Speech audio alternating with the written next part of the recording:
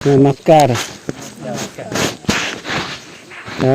મારું નામ નાનજીભાઈ ભીલાભાઈ ચૌધરી અંદરવાડી દૂર. હું કાકા ડુંગર પર મેઘરાજાના પૂજારી તરીકે નિમણૂક થયેલો કોંધા પંચાયત તરફથી, અને 2006-7થી અહીંયા હું પૂજારી તરીકે આસામ, અને આજે હું હયાત આસામ. વચ્ચે બીમાર હો પડી ગયેલો, પણ ત્રણ છતાં બીજો પૂંજારી હું મૂકીનો. બાકી તો આજે તું પૂંજારી હું કાંઈ નહીં આવનો. એટલે આજે મારે 2 આટા ડુંગર પર ચડવા પડ્યો. હજી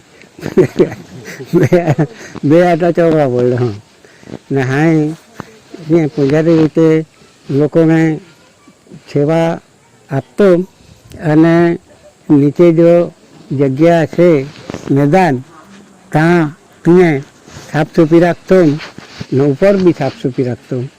અને લોકો દૂર દૂરથી પૂજા માટે આવતા. જેઠ મહિનામાં પાણી લેવા આવે, વરસાદ જાણવા આવે, કેટલો વરસાદ કેટલા મહિના આવે છે, કેટલોક આવે છે વરસાદ, એ બધો મહિનો જોવા જેઠ મહિનામાં પછી આવતા છે. અને વરસાદ જોતા છે. અને સારો વરસાદ આવે એટલે પાછા દિવાળી પાછા પાણી અને કણી ચડાવવા આવે. એવી રીતની અહીંયા પૂજા હોતી. અને લોકો દૂર દૂરથી આવતા હૈ. અહીંયા પાસે નજીકને જ આવતા હૈ, રોકાય નહીં. નજીકને તો નહીં આવત, પણ દૂરના ખાસ આવતા હૈ. એ વાત હકીકત છે. માંડવી તાલુકો, સંકોટ તાલુકો, વ્યારા તાલુકો, એ તો ખાસ મુખ્ય આજુબાજુના આવે ખરા, પણ ઓછા પ્રમાણમાં. પણ એ ત્રણ તાલુકા તો ફિક્સ જ મૂકીના આવાતું જ. અમે અત્યારે વરસાદ અમે આવી ગયો, વરસાદ જો ખેંચાઈ એટલે અહીંયા દોડતા આવી ગામ થા વરસાદ જાણવા માટે.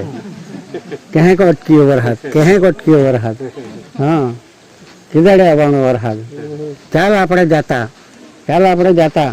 આજે આપણે જાણો એટલે વરસાદ ના આવું જ.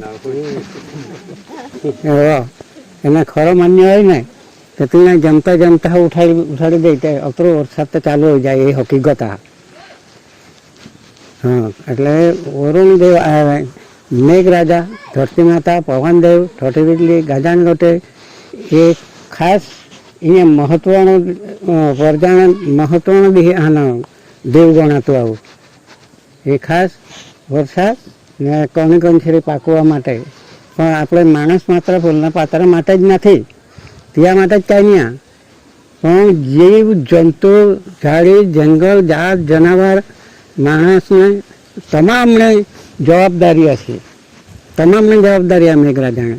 એટલે આપણે અહીંયા રીઝી છે ને, આપણે પૂરેપૂરી સેવા કરતા હોય ને, તો આપણે કોઈને ફટેફટ કામ હોય જાય. નહીં કહી તમાને કહ્યા અહીંયા પૂજારી તરીકે આસામ. એવી રીતનો દેવ હશે.